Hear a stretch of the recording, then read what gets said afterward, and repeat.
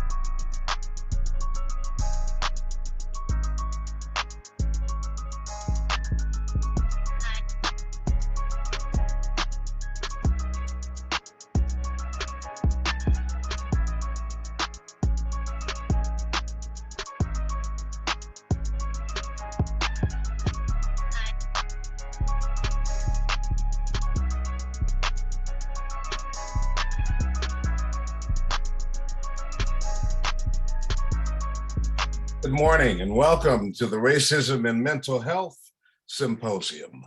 The time is always now, hosted by the Black Mental Health Alliance and Hope Health Systems. Join me in giving a special thanks to the Baltimore City Public Schools for their generous support and for making this symposium a reality. We will begin our spectacular program in just a few minutes. Thank you for registering and for your generous support throughout the years. The Black Mental Health Alliance has for almost 40 years been committed to developing, promoting, and sponsoring trusted, culturally grounded educational forums, trainings, and referral services that support the health and well-being of Black people and vulnerable communities, and today is no different. Our partner and laborer in this work, Hope Health Systems, has a foundation that is deeply rooted in the belief that the success of every child and adult lies in a stable family or supportive network. This philosophy ensures a full partnership which each individual's parent, primary caregiver, or significant others. So you understand the time is now. Join me in welcoming Dr. Jonathan Shepard, Chief Medical Director for Hope Health Systems, President of the Board of Directors for the Black Mental Health Alliance, as he brings greetings. Dr. Shepard. Good morning, and thank you for that wonderful introduction, Brother Keith. And Yes, just want to just say happy Friday to all those who are out there. I am Jonathan Shepard. I am the Chief Medical Director for Hope Health Systems and President of the Board of Directors for the Black Mental Health Alliance, and sit in a very unique role today.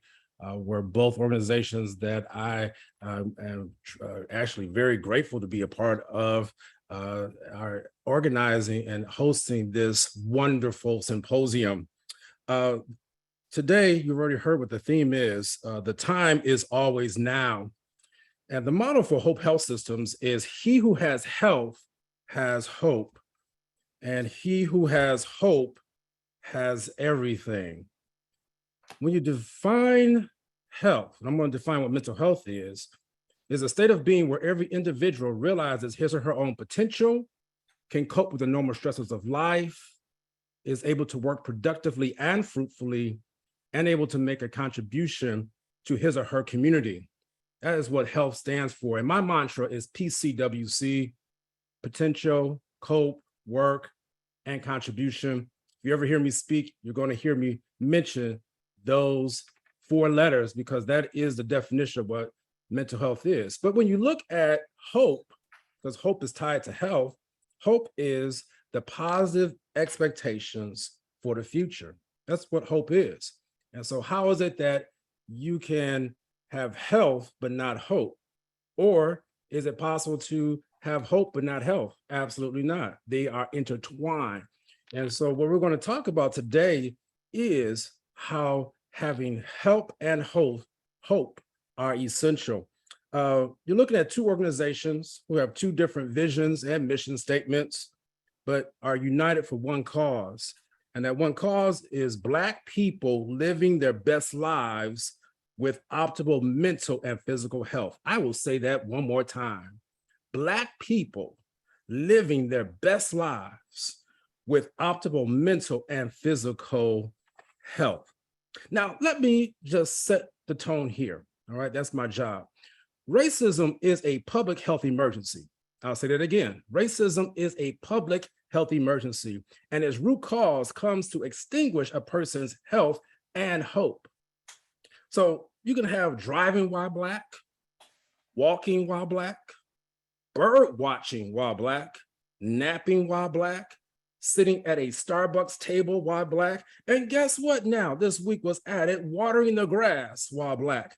Ask my colleague down there in Alabama, the Reverend who was just arrested for watering his neighbor's grass while they're on vacation because he was Black. These daily reminders of aggressions that I am not equal or entitled to the same freedoms as others because of the color of my skin will eat away at the core of my and your existence. What I need for you to do today is buckle your seatbelts. My hope is that the knowledge and wisdom today is so captivating that you will find yourself glued to your device, just like our children do, just like our young people. You won't be able to leave your device today because it's just going to be that gripping and captivating, because you need to make sure that you hear everything that is said today.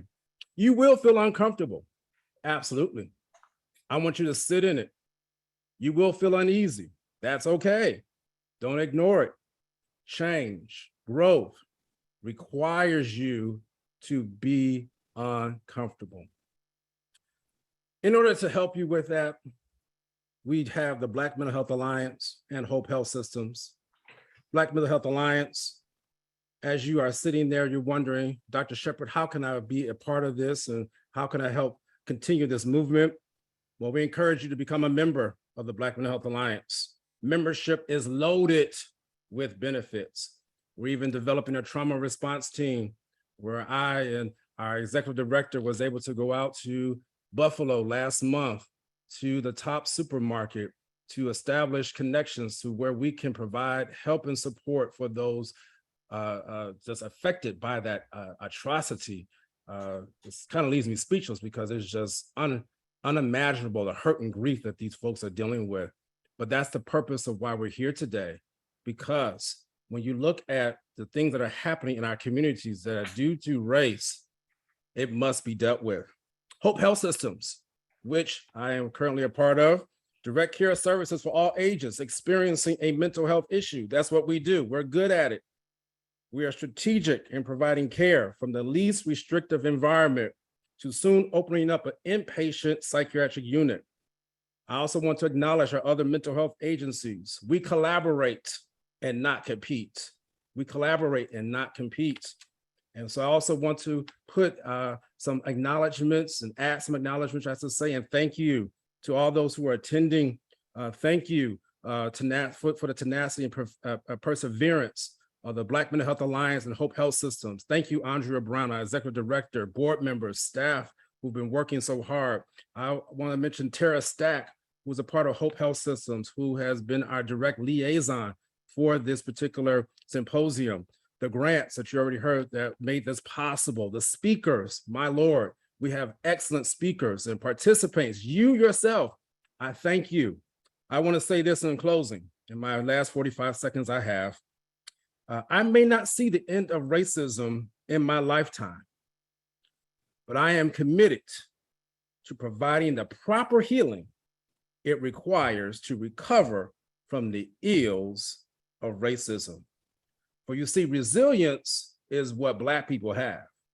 And even though you may push us down, we will be back. And the thing I love about resilience, you come back bigger and stronger. Thank you all so much. We're going to have a wonderful day today.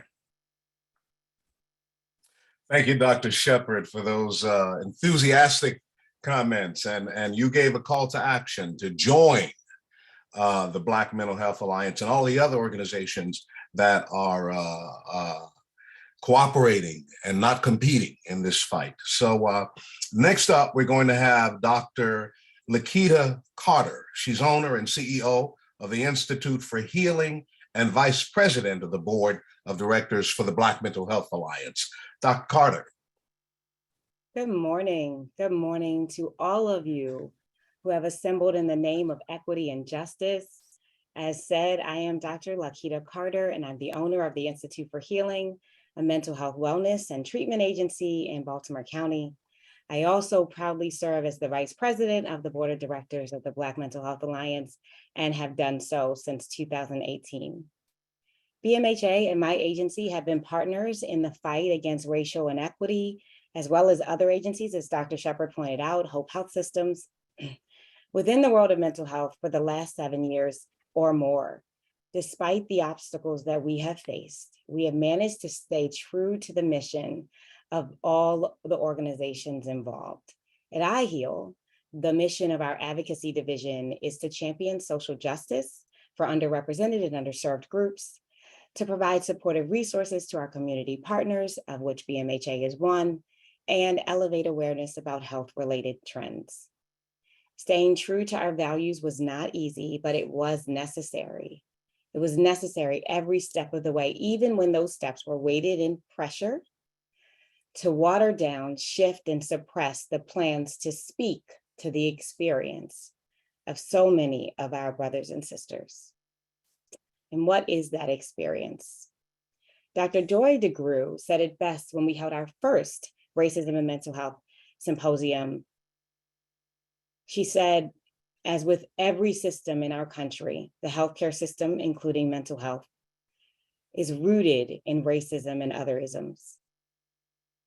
The justice system, the legal system, the education system, the housing market, the financial sector, all of our systems, all of the things that make us who we are and help us function in our daily lives, all of them have racism woven through their fabric.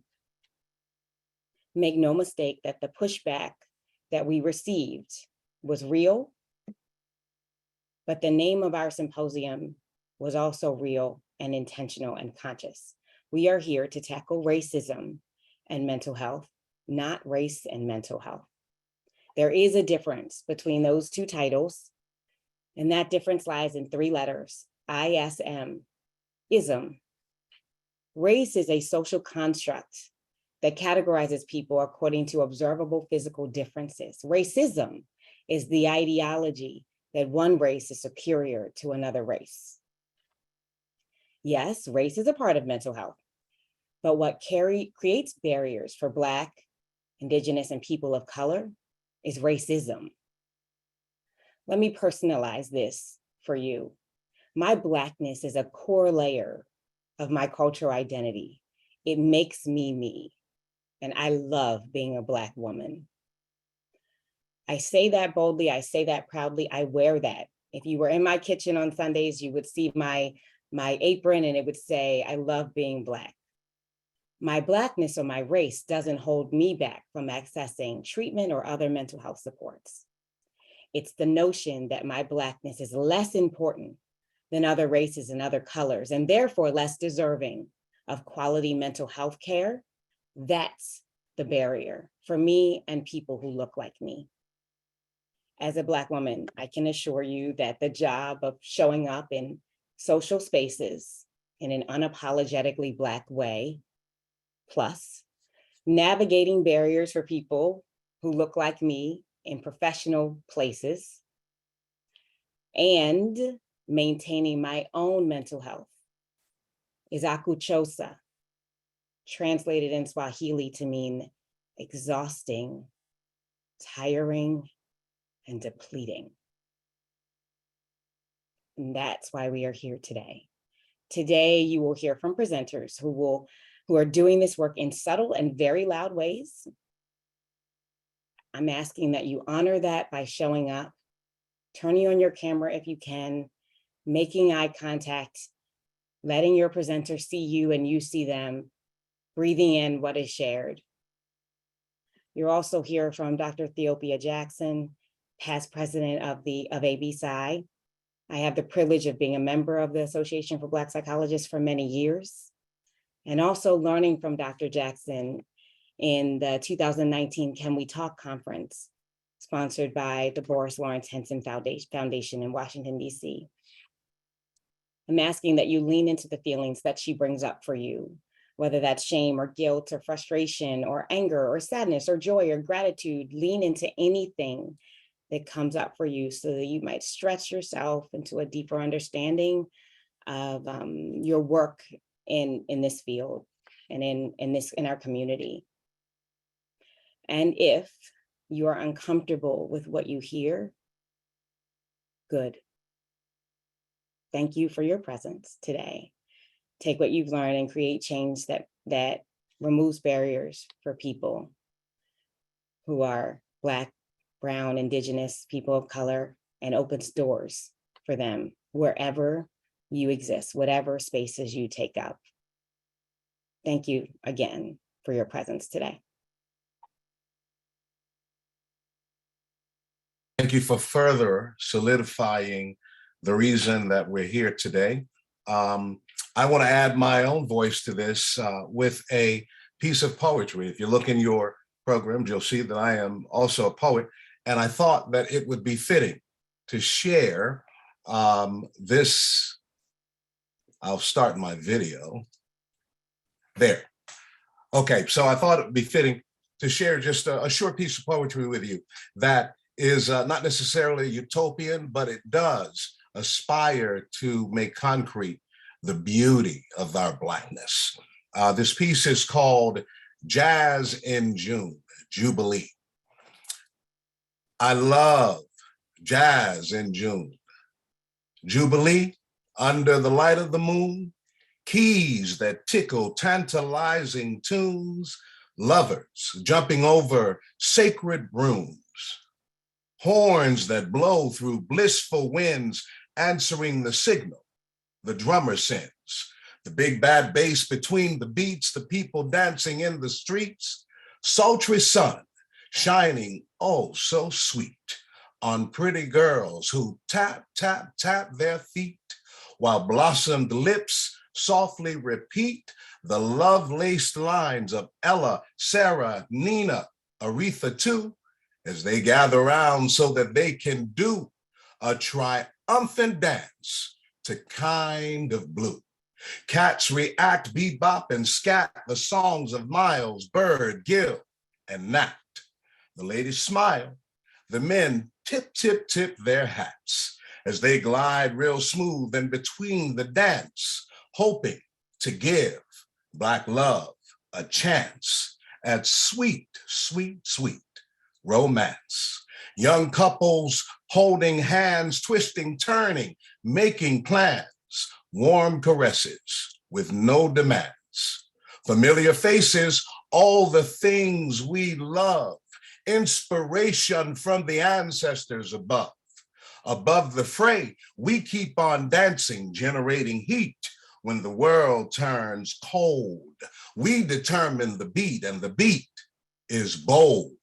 Warm rains pour down to soothe our souls, cleansing Black bodies, minds, and spirits. That's jazz in June. Can't you hear it? It's caring, trusting, comfort, and relief, that which pulled us up from the underneath. It's the power of freedom. It's our shared beliefs. It's a cause greater than oneself. It's books by Black hands flying off the shelf. It's mother's milk. It's father's pride. It's all of us standing side by side. It's marching feet, a monolithic heartbeat. That's jazz in June, and it's oh so sweet. It's Black love on a loop. Repeat, repeat, repeat, repeat, repeat. That's jazz in June. I hope that conjures up some imagery for you that will further solidify why we are here today. We aspire to that beauty, and this is one of the ways that we get there. So without further ado, thank you for your indulgence. I appreciate that. Without further ado, I want to introduce our keynote speaker.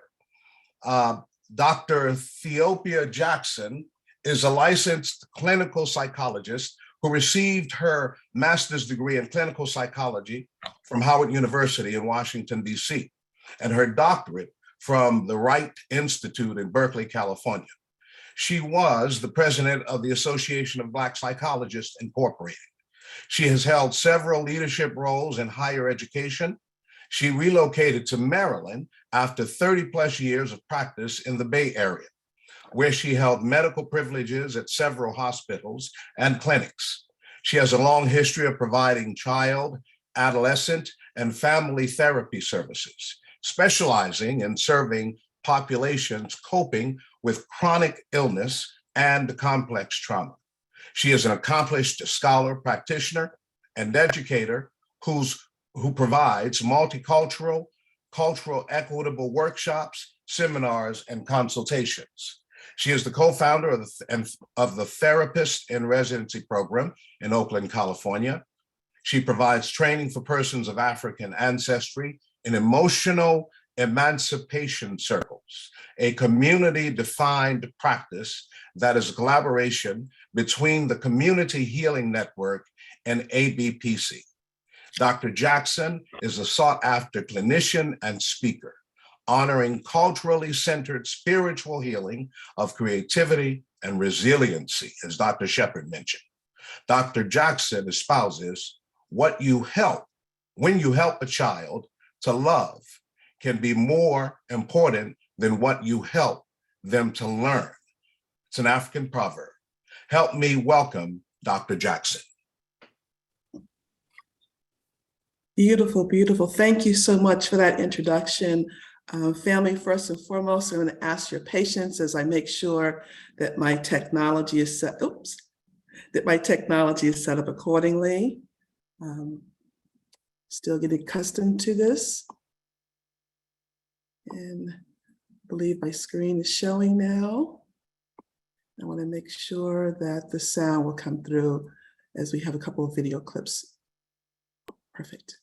Okay. Wonderful. Okay, here we are. Here we are. I am blessed and pleased to be here with you. And first and foremost, I come standing on the shoulders of my ancestors and being directed by them accordingly. I come to you as the immediate past president for the Association of Black Psychologists that has raised me up correctly in truly understanding who we are and how we are meant to be and what our role is in our own health and healing and well-being. So to my ABSI family on the call, Hotep, to all others who are here with us, I'm glad to have you here. I'm looking forward to this time that we have together. You have an exciting day in front of you. And my charge is to help contribute to setting the stage, or more specifically, setting the table for you all to partake of.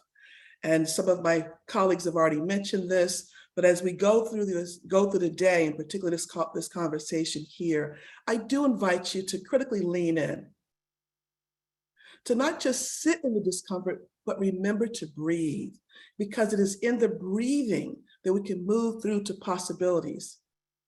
And by the end of this day, you should stand in your own responsibility. So I recognize that we are a diverse community on this call, but our focus today is on Blackness. I say that very clearly. Diverse community on the call, different walks of life, professionals, consumers, whatever the title may be, our focus is on Blackness. And for me, when Black lives matter, then all lives will matter. Just to be clear, is a very inclusive, intentional statement that I make. When Black lives matter, then all lives will matter. Because the history shows us that as you continue to do harm to Blackness, you do harm to anyone, including yourself. So stay with me in this conversation. I also ask that as I bring this forward, if you have it in front of you, please do take down a couple of notes for yourself in terms of not what you're, quote, intellectually learning, but what are you feeling? What's the feltness of what you're experiencing in this meeting today, in this space and time today?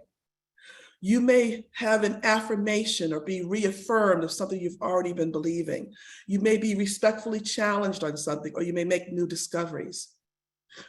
What I'm saying here is, do not just simply take this in our Western way of hearing the intellect go into your brain and thoughts, but instead sit in the feltness of it. Make meaning of it for yourself and hold yourself accountable to yourself based on what comes from this conversation here. I'm also introducing a word that was re-gifted to us by Nana Linda James Myers and Baba Wade Nobles. And to be clear, these are Black psychologists who are well-degreed, but within our African tradition, we honor their role as elders in our community, as wisdom keepers, as cultural scholars. And they have re-gifted this term of Zola to us. My presidency was during the height of the COVID and the racial pandemic hitting, a time and space that no one has ever prepared us for, but yet we were very prepared for it by our ancestors. And so it makes sense for us to reclaim and recapture that which we already knew. And so this Zola is an activating, protective, collective love.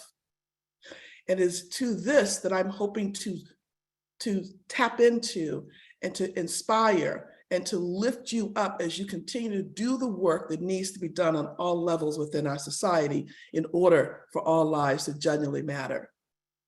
So again, invitation to take on the life of Zola, particularly for my family of African ancestry. This is you. What some call resilience, we would say it's protectivity. It is our Zola. And what I mean by that is we want to be careful. There is lots to understand and appreciate in our capacity to be resilient and, quote, bounce back. But I don't think that word is enough. And also in some arenas, the term has almost been weaponized against us because we spend more time either glorifying ourselves or being glorified for being resilient and no attention to what is going on around us. As African folk, we have a right to not have to be so resilient in life. We have a right to not have a knee on our back. We have a right to just live a good, peaceful, optimal, physically and mentally health space. Our identity, our essence, our spirituality is not wrapped up in our capacity to keep bouncing back from the harms that are being done to us. So hear me clearly, our resilience is to be embraced, but it's not nearly enough when we think about who we are in the social situations that we sit in, because it can sometimes be turned against us. I'll keep putting more on you because I expect you to be resilient, as opposed to let me stop the madness that's going on around you, where you have to worry about your own physical health and psychological health in certain settings, like watering your grass, like going jogging, like even going to school, like driving a car, like having a social, living in a certain community. So as we go into this, I presume that many of us are woke on this call. I want to capture that our young folks have given us. To be woke, meaning that you are fully aware of what's going on in your community and you're fully aware of the social issues that arise. However, we've been in various places of wokeness, if you will. I would say that there were many of us, Black and otherwise, that during the time of the Civil Rights Movement, we thought the work was done. So we drifted into a sort of false sense of security and just thought we were ready to keep moving on and did not realize that the mess was still a brewing, if you will. Also, when Obama was elected and reelected, there were many who told us that we were post-racial. Again, a seduction into not being woke, to not see what's right in front of you. However, what we also know is that when COVID hit, the curtains pulled back and you could no longer ignore, rename, dismiss, rationalize away the intensity and the depth and the breadth of the persistent racism and racial stress that our communities have been contending with. So we're going to utilize in this talk today the work that has come out of the American Psychiatric Association, and then specifically the American Psychological Association's own wokeness and what it means for you on this call. So to be clear, I love this concept of America's existential crisis. There's the ideology of who America wants to be and names itself to be, and then there's the realities of the United States. And as I mentioned before, we sat at the nexus of the COVID-19 and the 16-19 pandemics. And to be clear, the racial stress and the racial trauma that folks have been contending with does meet the criteria of a pandemic. And it has gone on for many, many generations. And this is how it's continuing to manifest itself today. And I'm sure, colleagues, if we had time, you too would have more images to add to the slide. But the takeaway here is to recognize that there is this polarization, this dichotomy that does not land itself of who it claims to be and who it is on a day-to-day basis. And this is what we are here to continue to disrupt and to re-navigate. So let's talk about what we mean by racism, because again, the word gets thrown up quite a bit, and I'm a real stickler on understanding language, right? And we were offered a beautiful definition of recognizing that race is, as we said, a social construct, but this thing called racism is extremely powerful.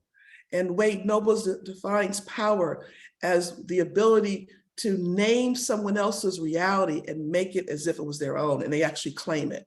And I'll give you an example of that for me. The term minority, let's critically think about that. We have generation of folk who are claiming I'm a minority, being referred to as minorities, and yet there's no one walking around saying, and I'm the majority. And we all have basic math. I'm not the best math whiz, but I'm very clear. In order for you to be a minority, you must be, that means you're less than something. So what are we asking folks to claim that they're less than to in order to get a seat at a table? Understand that psychology of that.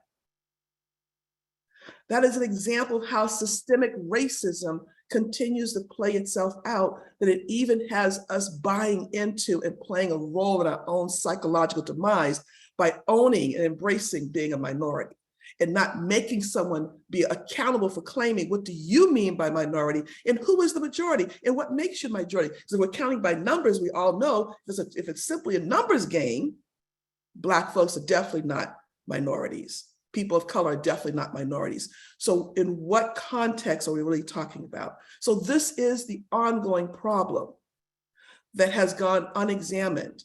We have spoken to it, and within the mental health community, we have even been so bold as to, quote, diagnose its behavioral residuals and try to treat it as it shows up into those who have been targeted or victimized. What we have not done is gone to the heart of the problem, because many of the behaviors that Black folks show up with, and we could do that list right now. If you know, we're going to be at the top of everyone's bad list, most likely to not finish school, depressed, whatever those issues are.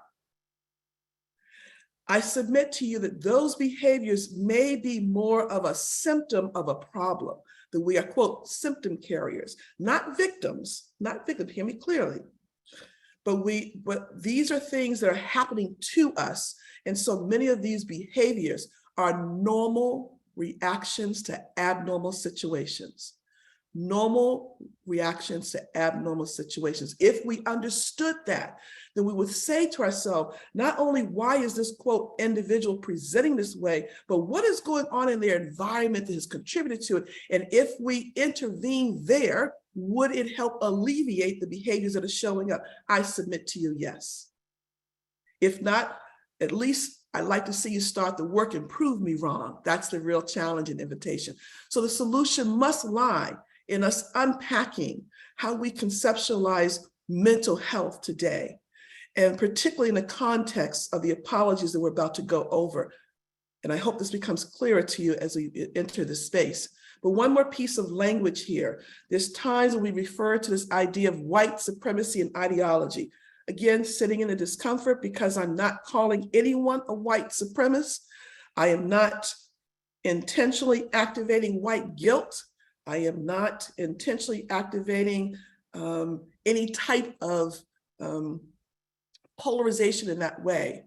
What I'm submitting to you is that white supremacy ideology, we have all been indoctrinated into it regardless of our ethnic backgrounds, just by virtue of being here in the United States, not America, in the United States. We saw those differences.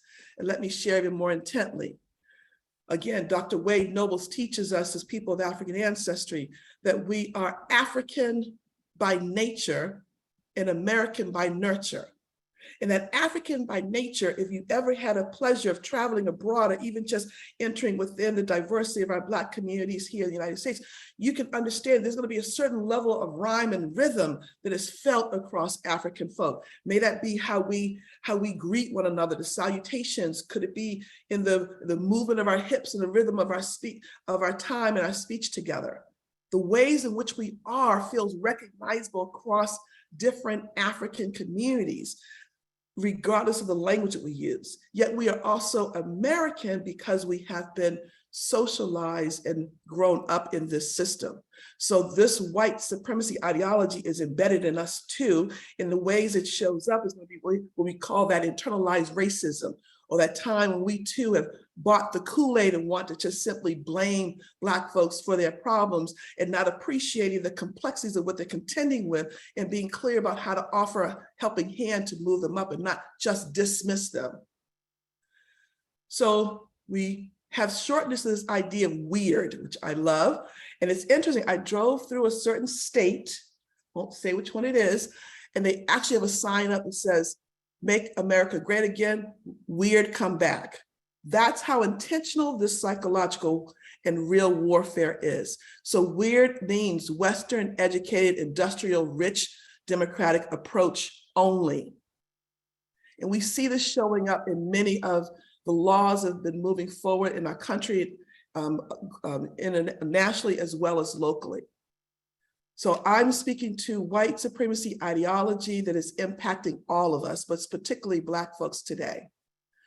So what has this led to? So the American Psychiatric Association earlier in 2021 offered an apology, a public apology to BIPOC communities, which is referring to Black, Indigenous peoples of color, where it's admitting that it's recognizing that it has a long-standing history of being impacted by structural racism. And how does this show up?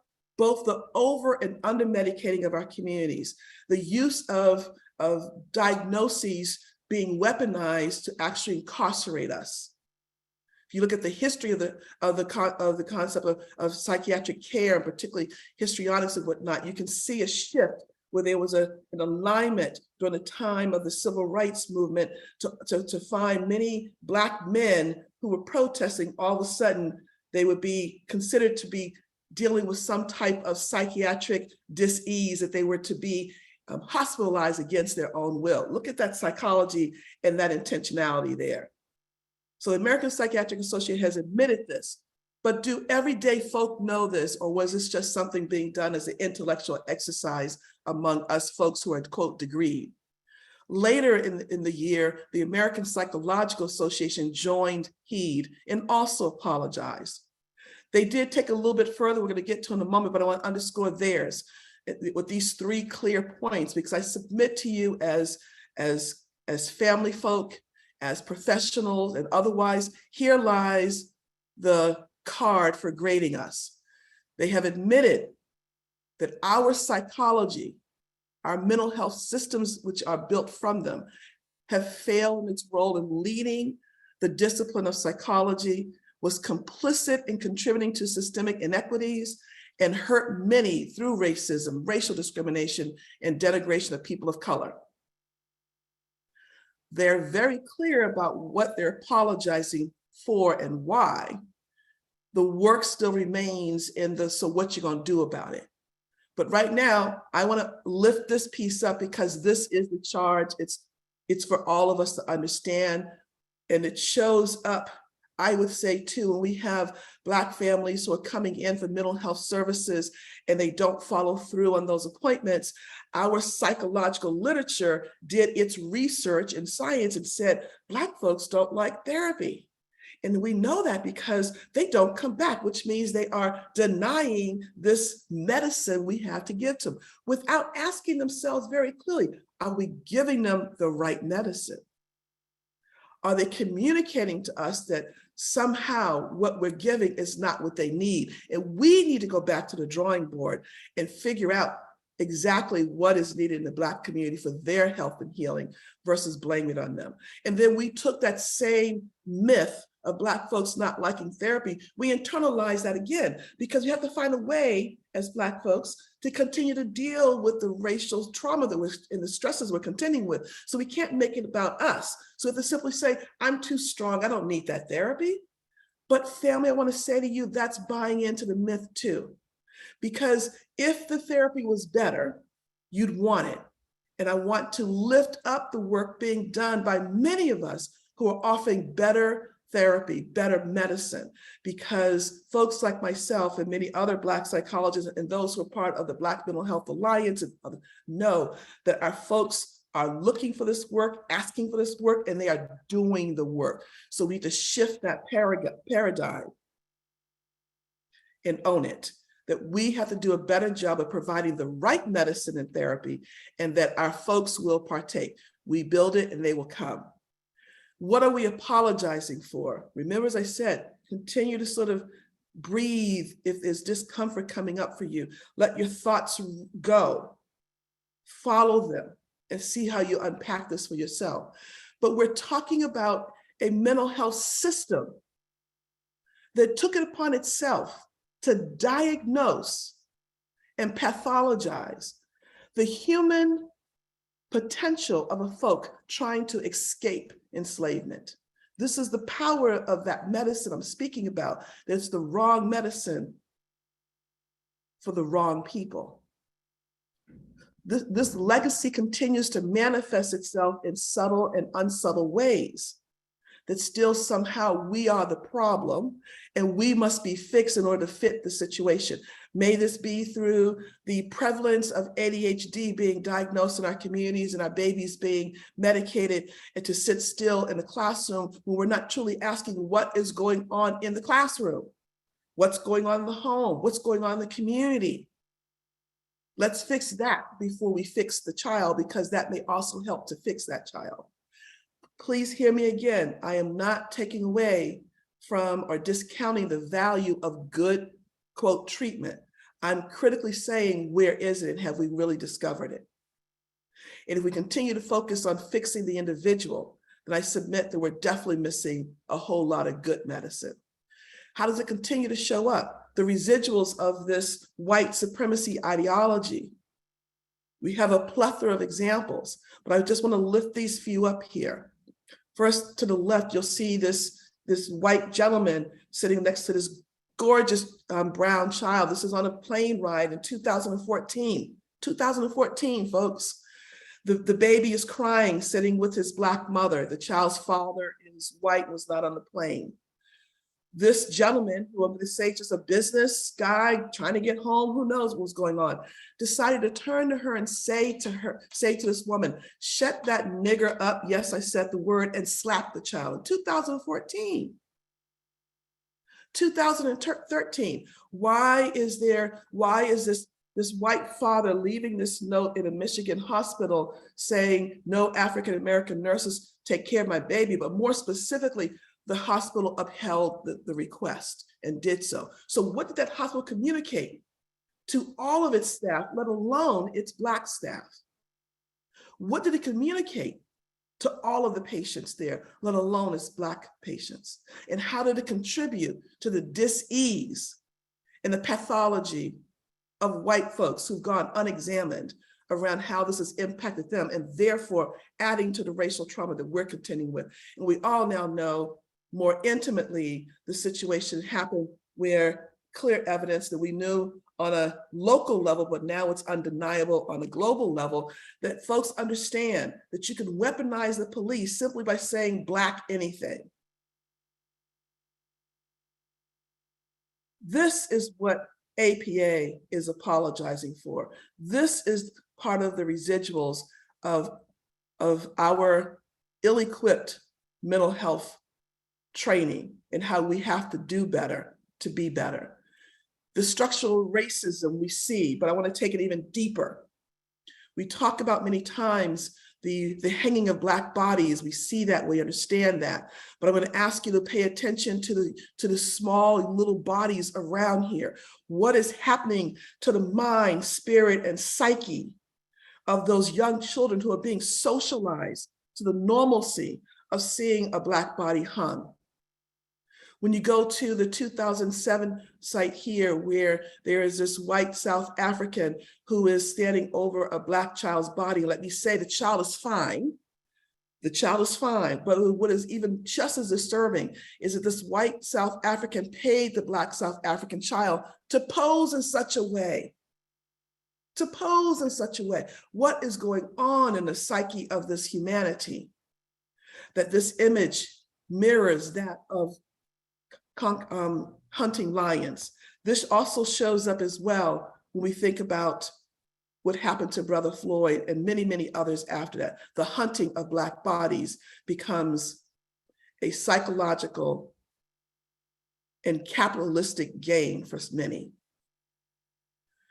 Let's unpack this apology even further. So we take a breath here. Not only did APA do its own apology, but it also put together a group that I was privileged to be part of, which was charged with setting up the chronological history of the offenses.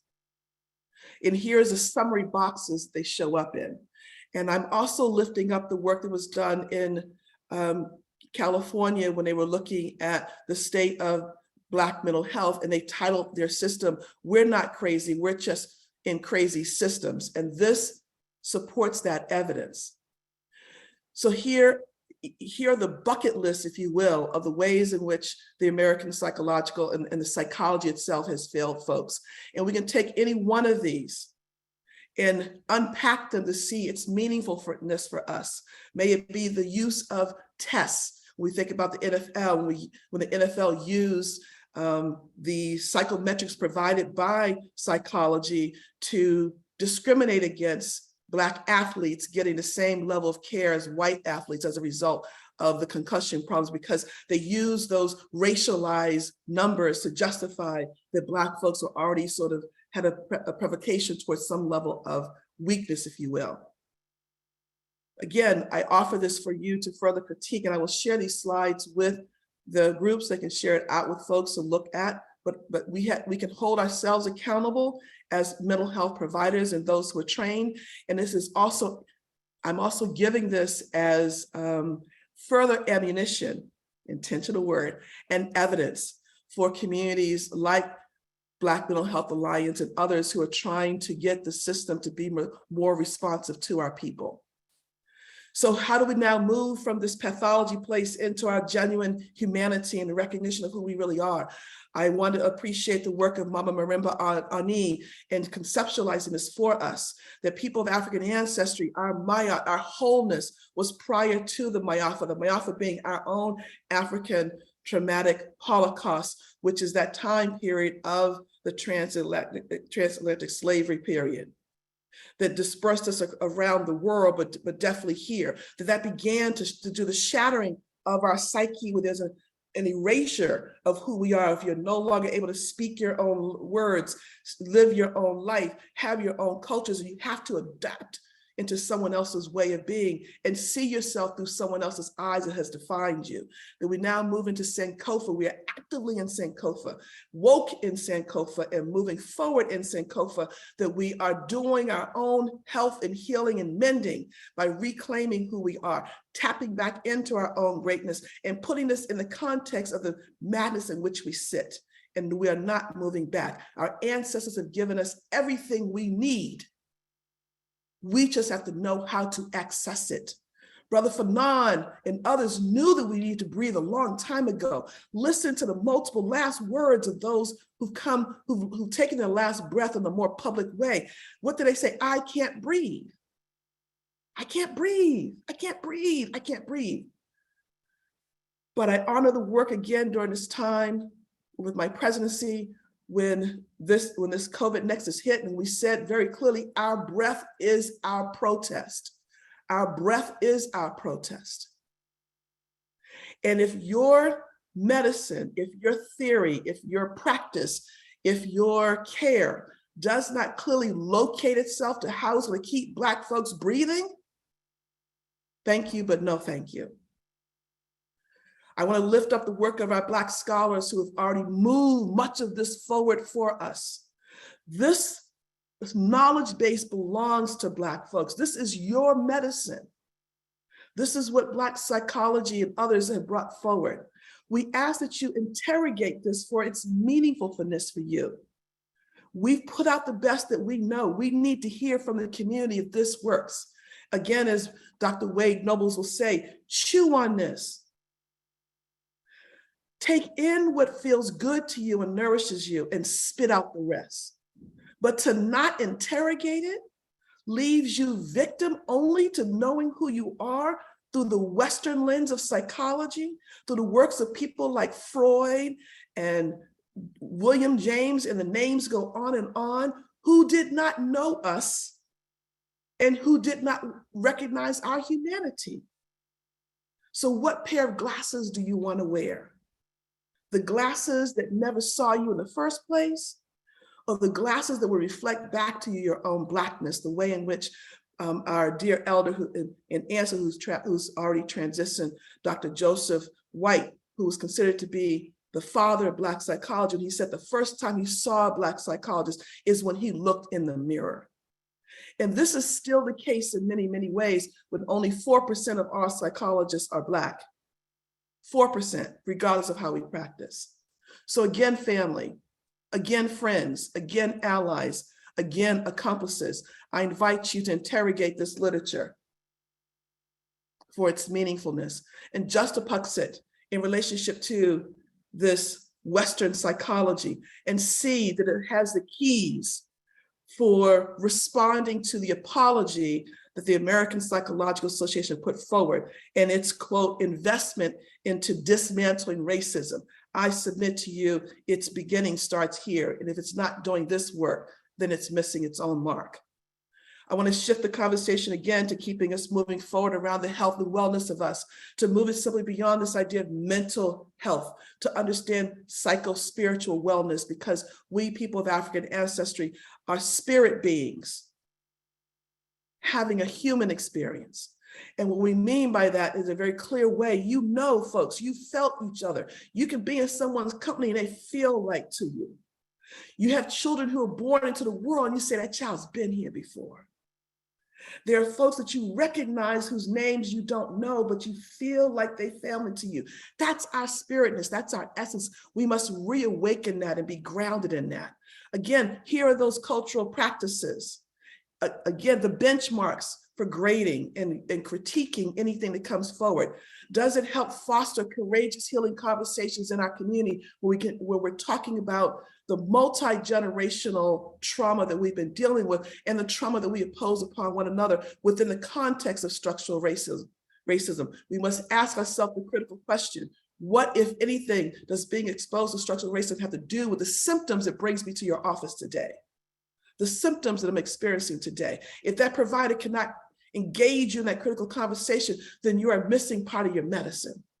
And the provider must find a way to engage in these conversations. We must have these conversations among ourselves and getting into our vibing. We offer the emotional emancipation circles as a tool for being able to do community and be in community. We offer the Sawubona healing circles as immediate rapid response. Please do look these up, bring them into your Black communities. This is for us and by us and the key to our own salvation and continued mental liberation. As we sit with other partners from other cultural groups, our accomplices and our allies. This is not the exclusion of, but this is the focusing in on Blackness. It goes through these different purpose statements. Some may call them objectives. I call them our purpose. This again is the litmus test. Are we doing the right work? If we can give ourselves a grade of A across each of these pieces, then the work is being done correctly. We also want to unpack the APA's mission statement. I just want to highlight here in red: make a positive impact on critical societal issues. What grade would you give us on that? Elevating the public's understanding of, regard for, and the use of psychology. What grade would you give us on that when you think about the lived experiences of people of African ancestry, particularly given what was said earlier, that the goal, the mission is for Black people living their best lives with optimal mental, physical health. How well have we done in doing this? Why is it that we're still on the top of these negative lists? I submit to you that if we're still there, that it means that the efforts that we have been doing so far has continued to contribute to the problem as opposed to alleviating the problem. So we must alleviate the problems. How do we do this for us as individuals, to my family? Nothing for us without us. As I said, if you are engaging mental health services, expect to be respected, expect to be able to ask, what do you know about Black psychology and how might this help me in my work? Engage with this with me. Move the question beyond simply, do you have a Black provider, to do you have someone who is Black and or understands the Black experience? Because as we all know, some folks can look like us and may still be doing the work of the master knowingly and unknowingly. And we may have good folks, good allies who can create a wonderful, healthy healing place for us if they are tapping into this Blackness. Get involved, co-own your therapy, speak up, let them know what you want, let them know what's not working for you. Not just voting with your feet, speak with your voice. We are all good consumers. We know how to find a good hairdresser, a good pastor, this, that, and the fourth. Talk. Make sure we get the right mental health provider and keep shopping till you get the right one, and make the system continue to provide you with more. Use your voice in doing so. As I said, know your resources, be in relationship with each other, be in community so you can do community. And remember, not everything that is therapy is therapeutic, and not everything that is therapeutic is therapy. We heal in many ways. Formal mental health services is not the only way. It's sometimes it's some of the problematic ways.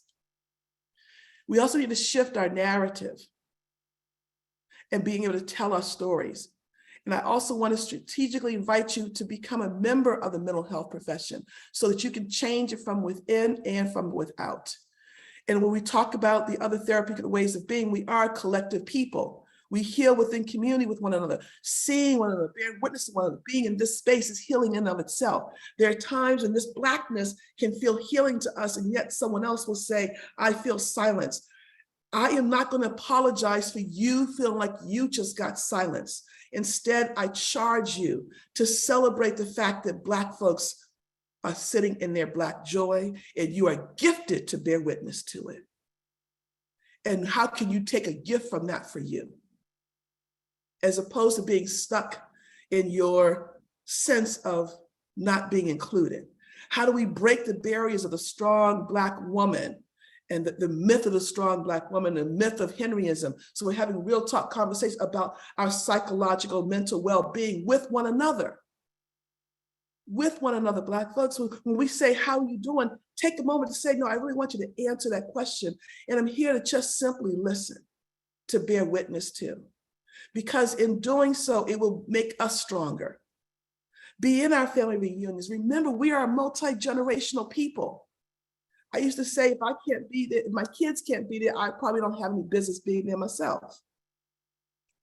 To my professional colleagues and providers, and I just need someone to let me know where my time is, please. I've lost track of my time. I want to make sure I'm being adherent to the schedule. But I think I have about another 10 minutes left. Is that correct?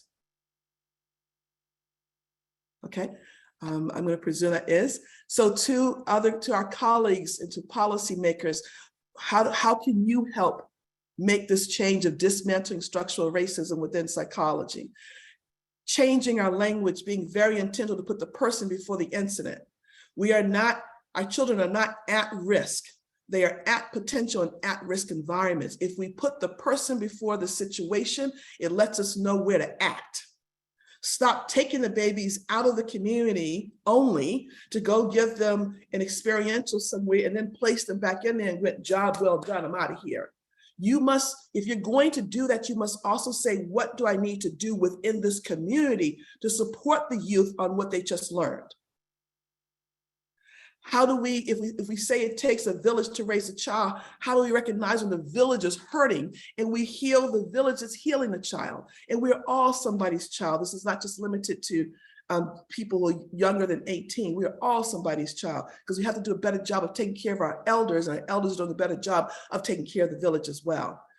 As professionals, how do we move our science beyond simply evidence-based practices, which is a dominant space already because it is taking away from other scientific cultural ways of being, like community-defined practices. The EECs are evidence of this, and many others' works are. So we must end up being epistemologically generous in how we see this. And just, oh, yes, I do have 10 minutes. Thank you. So if APA is going to dismantle racism, it means that it must leverage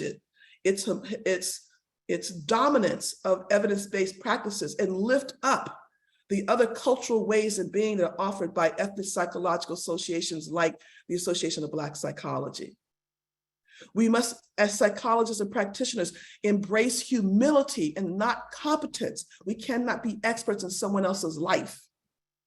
Instead, how do I step into humility when I embrace another family? Even if they do look like me, it does not mean that we are completely the same. I must be a lifelong learner. I must locate myself in the bias, with bias not being a four-letter word, but the context in which we work. If I, as a Christian, and have a strong Christian belief, and in some way in my own belief system, I'm questioning someone's sexual orientation, then I must do peace with that before I'm sitting as the healer for someone who identifies other than heterosexual. That's not their problem, that's mine. I must do peace with that if I'm going to do right by that client. Again, sustain sustain our human subjectivity? How do we make sure that if we are doing research within Black communities, that we are doing we're researching what they want to have researched. We're funding what they want to have funded. We're teaching what they say needs to be taught. And we turn the power over to them. And when we feel like we gain some knowledge, we go back to that same community and say, did we get you right? And let me give back to you what I think I just learned, as opposed to taking this literature, calling it scholarship, and only putting it in peer reviews, where we as degreed folks are the ones having these intellectual conversations. Give the people back their own wisdom. Fund what they say need to be funded, versus our communities having to jump through hoops to meet what we think needs to be funded. How do we move our field from being simply our ethical code, from not just do no harm, but to do no harm and be sure to do good? And how do we measure that goodness? We measure the goodness not in symptom reduction, but in improved quality of life. If we could do a poll of all the Black families that mental health providers have touched, and we could measure, there you go, if you want to be measuring, we can measure if their quality of life has improved from our interactions, then we can say we've done good work. Until you have that evidence, I hold us accountable. Simply demonstrating that somebody can sleep better at night or sit still in a chair does not mean that we contribute to their quality of life. So I want to leave you my last couple of minutes bringing forward the voices of cultural warriors, because we are all in this together. And more specifically, I would say, for those of us who are trained like myself and have a degree, my real teachers have been my people, the community itself, the elders, the wisdom, bearing witness to life as it has come within our community, the greatness that comes out of our communities. We must balance that with what we think we have as, quote, educated people. So I leave you with this, as we say, Zola up on we, the words from Ella's song that has been done many, many times, but I think this is a powerful message to set you on for the rest of the day today. Peace and blessings. We'll believe in freedom, cannot rest. You cannot rest, but you can pass the torch when it's time to sit down. We who Give it to the believe next in generation. freedom cannot rest until it comes.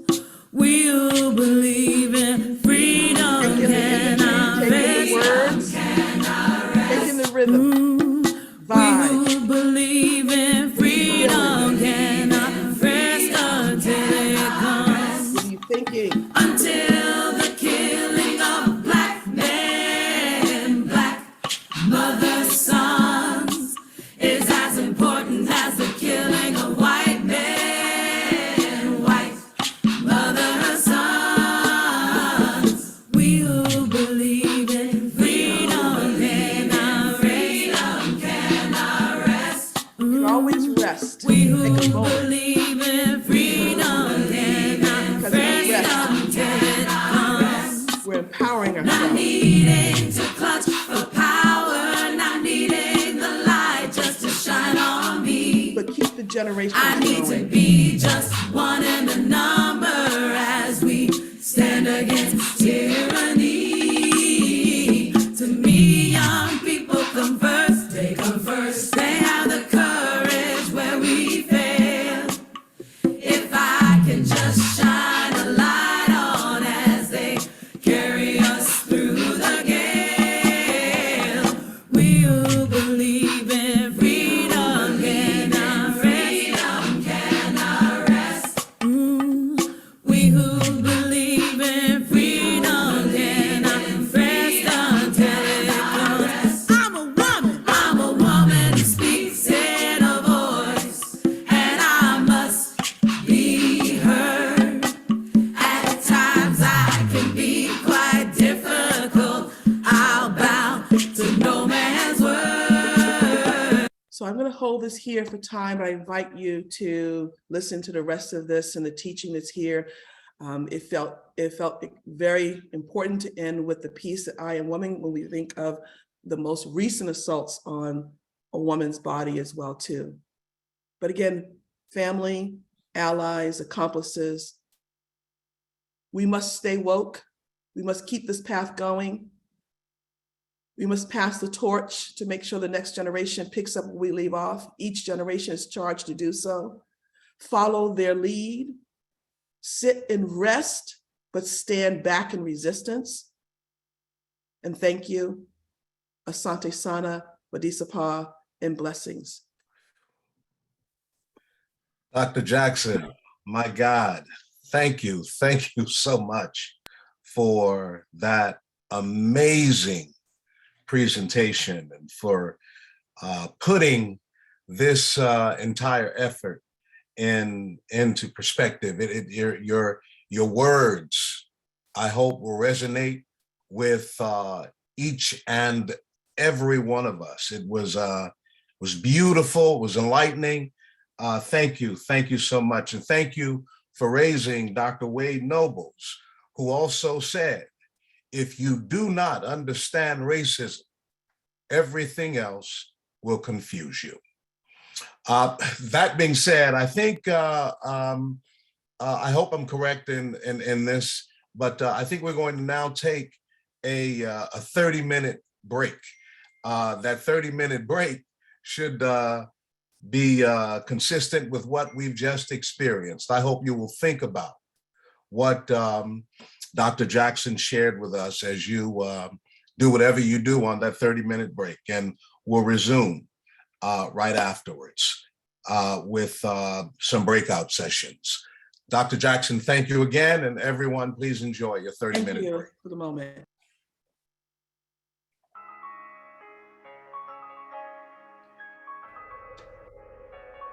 Straight quick, motherfucker.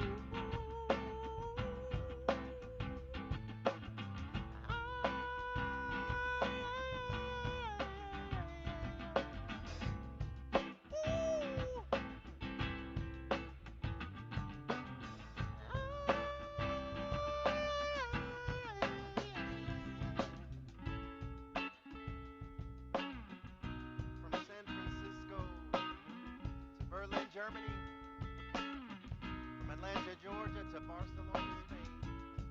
What's going on? From Detroit, Michigan to Vienna, Austria. What's going on? I often ask myself, what's going on?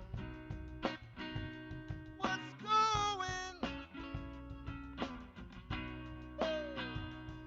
What's going on?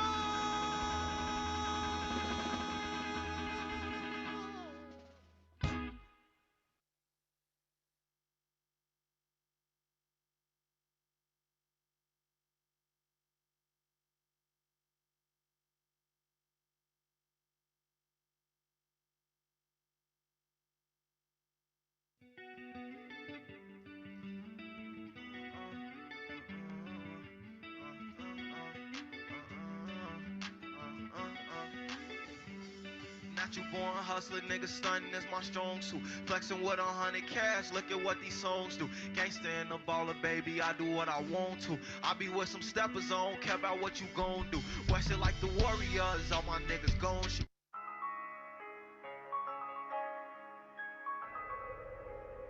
Six niggas straight cook the motherfucker.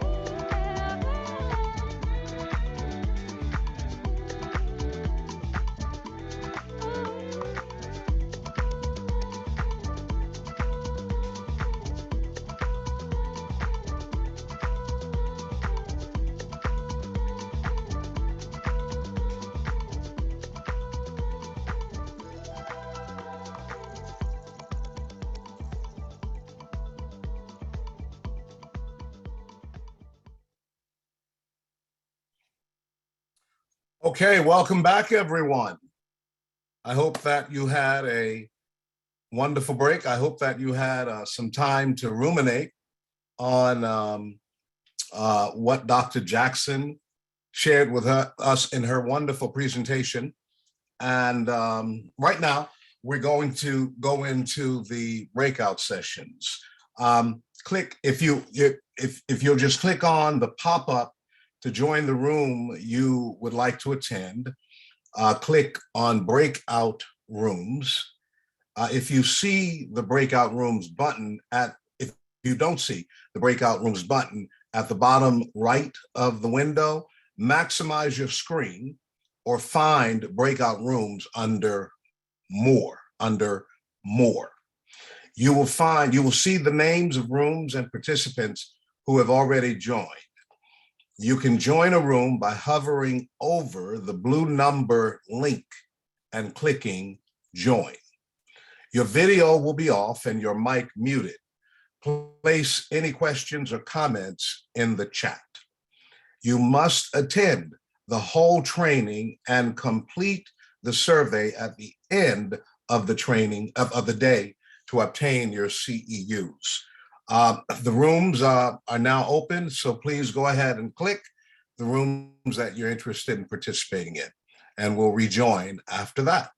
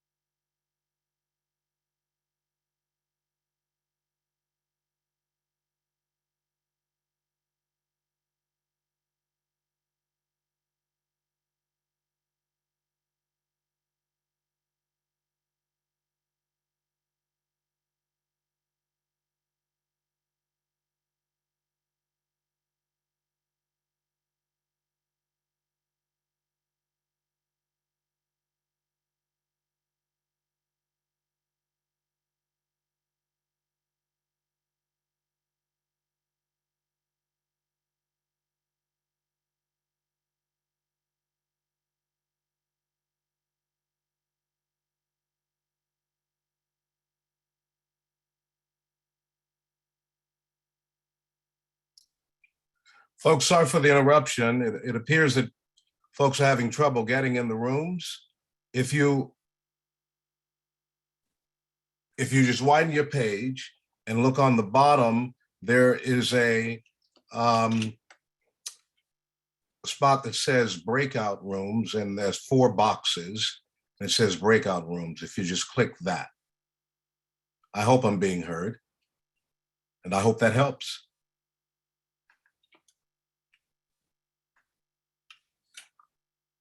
Good, good. Okay. Someone said they hear me.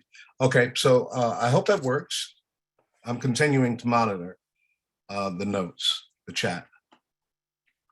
Thank you.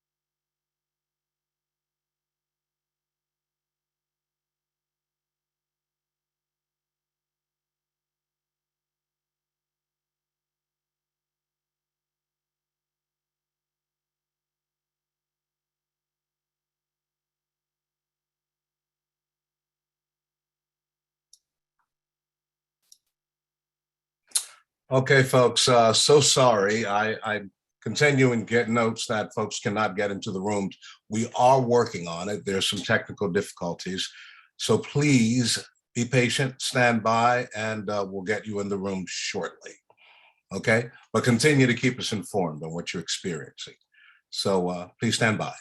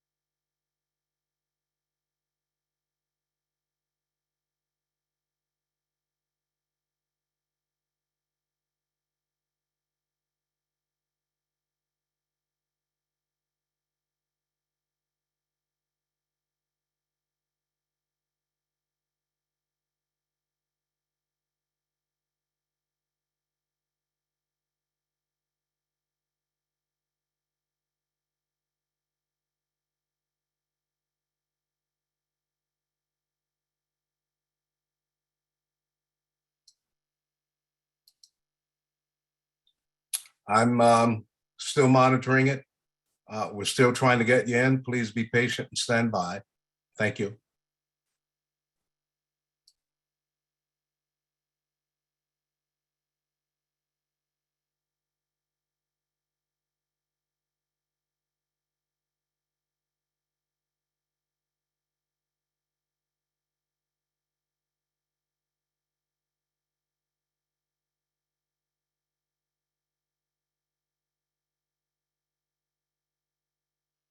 Ladies and gentlemen, if you can just let us know in the chat what room you'd like to be moved to, we'll be happy to place you in that room.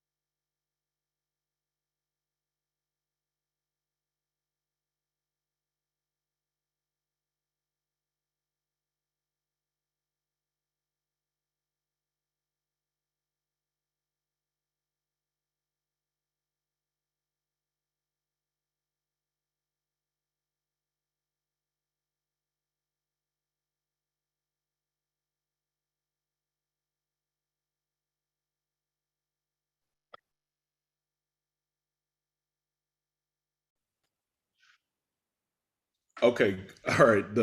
I was administratively muted. So thank you for having me. It's good to be here today. No, I'm not a native Baltimorean. I'm originally from West Memphis, Arkansas. I came to Baltimore in 2010. And I was a postdoctoral fellow at Morgan State University. And so I did some work initially in East Baltimore and in West Baltimore. In West Baltimore, I worked with the Union Baptist Head Start and the fathers and families in that particular Head Start off of Pennsylvania and Dolphin. And then in East Baltimore, I worked in the Men's and Family Center at 2222 Jefferson Street. So that was my baptism into Baltimore, you know, the history, the advocacy, and the work that was going on. Wonderful. Thank you so much. I knew that, but I wasn't sure who else knew it. So again, I want to be a good steward of your time. So let's just jump right in and talk about your book. So just for folk who haven't seen it, this is The Black Butterfly. You don't want to see mine. It's got yellow, it's got writing. I've written all over it. You know how your mama did her Bible. So it's that's what mine looks like. But so again, The Black Butterfly, the harmful politics of race and space in America. The book put Baltimore in some regards, in many regards, under a microscope. And you say that, right? As you expose, I'm sorry to say, the truth about racial segregation and its impact on so many facets of our being, from health, economics, and even our neighborhood. And for the sake of this discussion, because I don't have the kind of time I would like, I want to try and stick to my script and center our discussion on track 6 from the book, Make Black Neighborhoods Matter. And so I'm going to start, but I think I'd be remiss. And so if you would tell us a little bit about the title, why Black Butterfly, and why the book now? Well, in 2015, I was listening to Kendrick Lamar's album To Pimp a Butterfly. And of course, that was the time frame. April 2015 is when Freddie Gray was accosted by police, then placed in the back of the van. Then he went into a coma. He was in the hospital for about a week, and then he died. Before that, you had in 2014 Mike Brown and Ferguson, and then the non-indictment of Officer Darren Wilson, who was involved in his murder. And you also had Eric Gardner in New York and the non-indictment of the officers that killed him. So this was the sort of one of the early apexes of the Black Lives Matter movement in that moment, and the fervor of that time was just sort of percolating in my mind as I looked at a map of Baltimore and I saw the East and West concentration of African Americans. And I said, that looks like a butterfly, and I'm going to call it the Black Butterfly. And the parallel with Kendrick Lamar's album is, you know, this notion that something as beautiful as a butterfly can be exploited, can be, you know, dehumanized and harmed. So I started using it, you know, on social media and in everyday conversation, and some artists got a hold of it.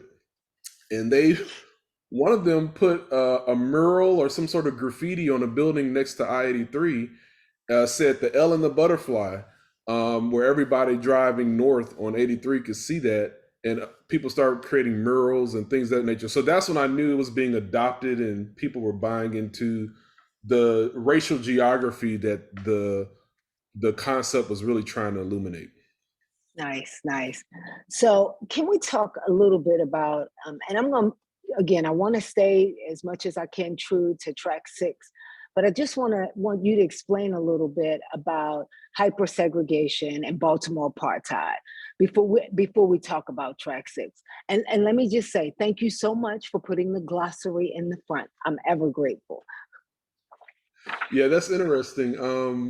I learned that from Eve Ewing's book, Ghost in the Schoolyard. So she's talking about school closings in Chicago, and her beautiful book had that definitions in the beginning. So I was like, I'm going to use that same format. For me, hypersegregation is really a term developed by sociologists Douglas Massey and Nancy Denton. They co-wrote a book together in the 90s called American Apartheid. And so they were studying racial segregation and the impacts of racial segregation in their book.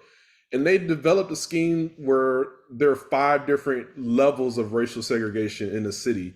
So you had low segregation, moderate segregation, high segregation, hyper segregation 4, and then hyper segregation 5, because they were using 5 different measures to understand, statistical measures to understand racial segregation. And so if you were, all the scores range between 0 and 100. And if a city is over 60 in one of those measures, it was low segregation. If it was over 60 in 3 of the measures, it was highly segregated. And then if it was over 60 in 4, it was hyper segregation 4. And then if it was over 60 in all 5 measures, hyper segregated category 5. So I started using categories like a hurricane, category 1, category 4, category 5. And so Baltimore is a category 5 hyper segregated city.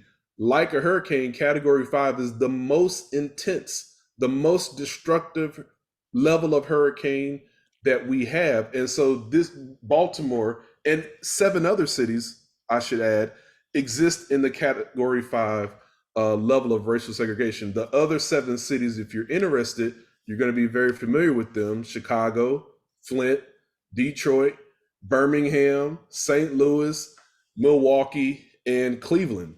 Those are the other 7 cities. So our 8 sister cities are in the category 5, the most intense and destructive form of racial segregation that we have. So every time I hear now, so just so everybody will know, I pay attention to what Dr. Brown is talking about on YouTube, or I've often heard him speak about this, but every time I hear the tragicness of this category 5, it just blows me away over and over again. And so it is immensely frustrating and saddening. So thank you for explaining it. Dr. Brown, as we move into talking about making Black neighborhoods matter, I want to read aloud a letter from the book. And actually, this particular letter was in track 3, but I think it bears repeating, and I'd like you to give some thought around it, but I want people to hear it. And so it goes. So this letter is from a nun. Her name is Sister Scholastica, and she's out of from the Archdiocese of Baltimore. Yes, Sister Scholastica. And this letter was written to the then Baltimore Mayor, James Preston, and it was written in 1913. And so just indulge me. I think you'll find it. I'll let you tell us how you find it. Dear Mr. Preston, my dear Mr. Preston, allow me to approach you on a matter of grave moment. It is in reference to the sale of property in Mount Washington as a site for the Morgan Coeducational College for Negroes. As a gentleman knowing the requirements of society, and especially as chief officer of our city, we ask you to use your influence with the trustees that their decision on this subject may be changed. You are a man fair and square in your dealings. The people honor and love you as a representative officer. Therefore, we feel sure that your word would carry weight and help to avoid this threatening danger. For certainly, if Mount Washington is converted into a Negro settlement, then our property holders will be obliged to sacrifice what is just theirs by right and title. Our college would practically be abandoned. But wait, there's more. So he responds to her and he says, my dear Sister Scholastica, I have your very kind letter of the 23rd instant.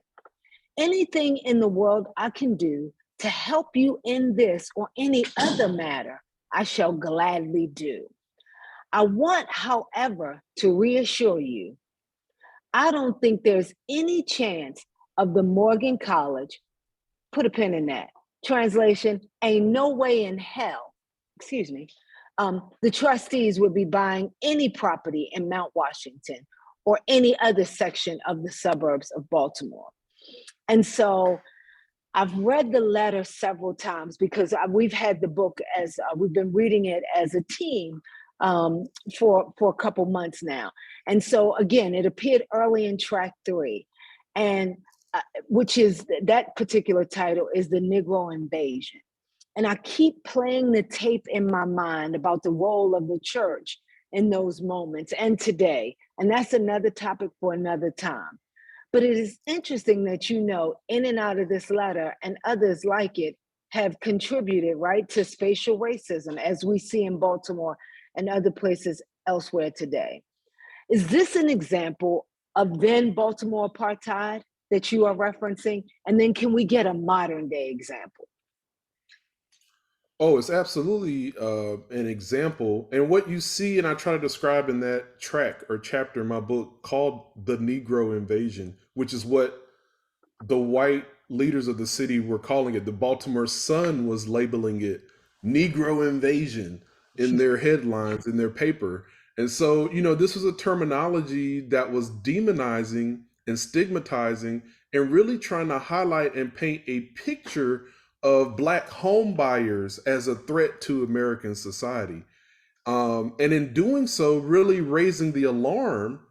And, you know, if you think about it, what is an invasion? If you're saying somebody's invading you, then what you're saying is that we are at war. And that's what happened. It was a war against Black home buyers. It became a war against Black neighborhoods. And so that's essentially, you know, it's not just segregation that I'm trying to uplift in my book. I want to show this model that I also depict. I'm discussing America's propensity to engage in Black neighborhood destruction. And that's really what this book is trying to illuminate. So it's not just segregation, but it's also these repeated uprootings of Black people, moving Black people as cargo from Africa to America, from Baltimore and the Chesapeake down to New Orleans when cotton takes off, moving Black people when all the lynchings were taking place, the Great Migration, or some people call it the Great Forced Exodus. And then once Black people were in urban areas, the slum clearance, urban renewal, highways built through Black neighborhoods, mass incarceration. So it's this sort of repeated uprooting happening to Black neighborhoods over and over and over again. And no people can be stable. No people can grow and thrive when they're being forcibly uprooted repeatedly. And if you read Mindy Fullylove's book, Root Shock, she talks about how forced uprooting, or she calls it serial forced displacement, how that really inflicts and causes a lot of mental health damage, because you're uprooted from your social networks, all of the neighbors that you could lend sugar to and you could get milk from. They watch their kids, you watch their kids, uprooted, gone. People are scattered all over the place. And so, of course, that happened during slavery, but after about Baltimore was a pioneer in sort of this happening repeatedly, rapidly in urban areas. And so it's the combination of all these things that Baltimore helps to bring on board. And so it's no surprise then we're category 5, hyper-segregated city. We're probably a category 5, hyper-displacing city. And so the implications for mental health then become tremendous, because I argue the bottom line of my book, if anybody asks you, well, what is Dr. Brown's book about? It's about this one thing, that you cannot make Black lives matter if you don't make Black neighborhoods matter. You know, Dr. Brown, it's funny. So first of all, thank you for the slide, and thank you for sharing that. And you're right. You say that it's crystal clear. And I think I told you, obviously, that first showed up in track 3. And what's interesting is today, my family, we live in Mount Washington, right? And I promise you, even today, you know, I didn't know this story. I didn't know any of that history. But even today, there's still not enough of us, right? Even today, there's probably maybe 50 families, maybe, I don't even know. Certainly not in one particular area. Or one block. It's not that. And so, and I often say this, while much has changed, much has not, right? And so I just, you know, I go back to that letter over and over again, But you quoted this, and I love this quote. And you said racism is not just the domination of people. Racism is also the domination of space. Unpack that a little bit for me. Well, it goes to what I'm saying about you can't make Black Lives Matter unless you make Black neighborhoods matter. We don't live in a vacuum. We live in spaces and environments and ecosystems and neighborhoods and communities, geographic communities. So the notion is that if you have a society that is stigmatizing, well, redlining, subpriming, marginalizing, and demonizing the spaces where certain groups of people live, then there's no way in the world. Oh, you like that, huh? So let me repeat it because I like that phrase myself. Redlining, subpriming, marginalizing, and demonizing. When you do that to a space, what do you expect is going to happen to the people? Those people will end up with higher issues as it relates to mental health, more issues as it relates to physical health, more issues as it relates to societal relationships, crime, violence, any of those other issues that you can imagine. So dominating space is actually something that I think we don't think about. We tend to think about racism in the sort of individualized context, somebody using the N-word, somebody being hurt by the police. But when you have an entire community that's being redlined, subprime, uprooted, dehumanized, the hood, the ghetto, and all of the policies that have been arrayed against it, the spatial wars that have been unleashed against spaces. If you look at Native Americans, colonization, taking space, taking land, what happens to people when they lose their connection to space, their ownership of land? They become unmoored. Their communities are destabilized. And then all of the social pathologies emerge from that. So true healing, and actually the sort of overarching theme of my book, because I know there's a lot of research now about racial trauma or racist oriented trauma. My sort of overarching framework is ongoing historical trauma. So this population spatially impacting trauma that happens at a population level. So when you talk about healing, you just can't talk about individual healing. You also have to talk about structural and geographic healing as well, because there's no way you're going to get to that individual healing if I'm living in a neighborhood where my children are being poisoned by lead, my brain is being impacted by trauma, where I'm being exposed to violence, extreme poverty, and the depredations of society. Police are hyper-policing and brutalizing. You're not going to get in a population that's going to be healthy and thriving and mentally whole and secure. So that the two are ultimately interrelated. And that's the message that I like to make sure people get. And as a side note, I just want to say thank you to the Black Mental Health Alliance, because about 7-8 years ago, I actually called the Black Mental Health Alliance, and I was able to secure my therapist that I had for about 5.5 years. So I just want to say it's not just a theoretical, what I'm talking about is not just theoretical for me. This is part of my lived experience. And what the work that you all are doing as therapists is so important. I'm just hoping that we can make sure that our discussions about healing also include the healing that has to happen at the neighborhood level. Absolutely. And thank you for that shout out to the Black Mental Health Alliance. I was not here then, but my predecessor, Jan Desper Peters, was. And so we get the work done, right? That's the bottom line, because we don't just show up unapologetically Black. We are serious about making sure folk are healing and have opportunities to heal. But let me just tell you, I see some chatter in the chat, and I just want to go back because somebody asked about, so it's redlining, subpriming, marginalizing, and dehumanizing. So I'm not sure if you got that, Dion, or if somebody else dropped that in there for you, but I happened to look up and see it. But it is quite he packed that well. So it's funny. So there's so much to discuss in this chapter, and the analogies you use are poetic, right? The Black neighborhoods analogous to gardens, the soil of a neighborhood, patient history, and the list goes on. And I don't know if you have a slide for this, but I'd love for you to sort of talk about that, talk about the soil, talk about what that means, so people can really understand as we talk about how Black neighborhoods matter, right? And how they should matter. So we'd love for you, again, it doesn't have to be a slide, it's in you, but we'd love for you to talk a little bit about the garden, the soil, and all that kind of good stuff, and why that's so critical and what that means to us. Absolutely. I do have a slide, and this is it. Yes. I use this in my classroom at Morgan State. We're very visual, so I wanted to really sort of paint the picture and show that human beings, as people, we're like these roses. Excuse my little doodle drawing here, but, we're like those flowers. And we grow in soil, and the soil represents neighborhood, but the quality of that neighborhood is going to be impacted by the policies, practices, systems, and budgets, which the watering of this garden represents the budgets.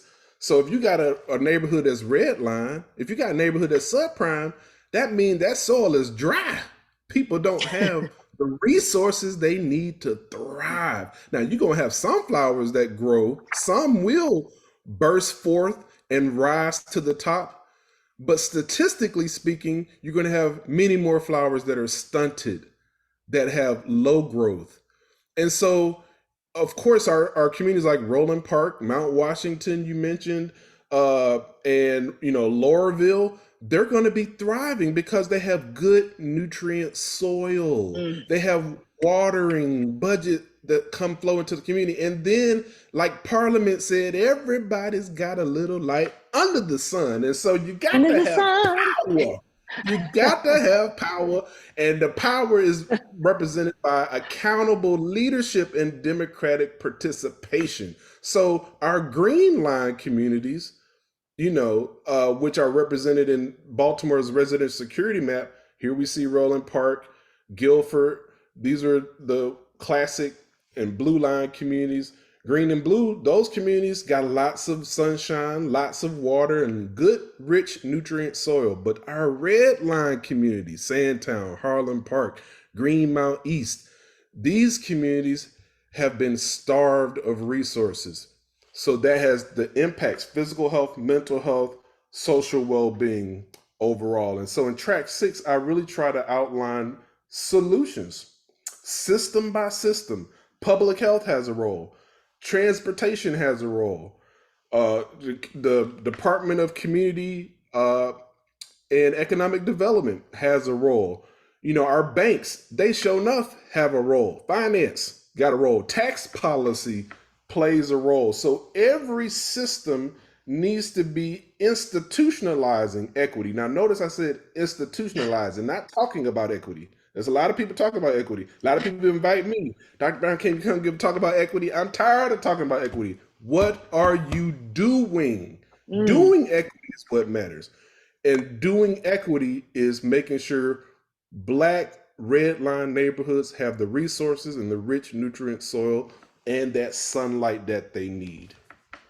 Well, thank you. It's funny, lots of engagement in the chat from gardeners, but also, something from Kevin Bennett. And he said the conversation is so deep on so many levels. And if you think the conversation is deep, you have to get the book in your hand. I promise you, it is an embarrassment for me to even drag mine around like Linus. I mean, between the notes and what I've written and all of that kind of good stuff. One of the things you talk about, you said to improve health and well-being in red line Black neighborhoods, the nation must commit to dismantling American apartheid and reversing neighborhood destruction. And then you mentioned, and wow, I love that. It just seems, in my mind, I'm thinking, now how do we get there?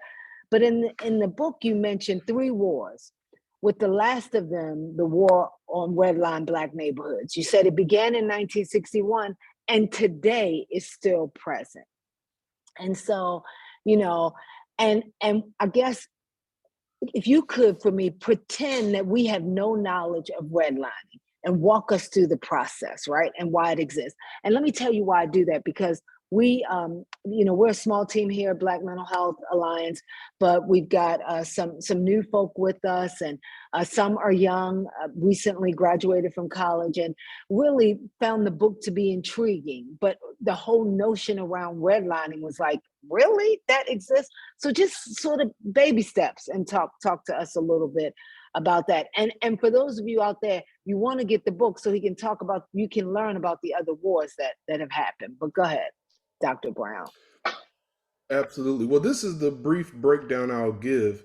Basically, most people who understand redlining reference these maps that I'm showing you. This is Baltimore's version of, right here, the technical name, residential security map.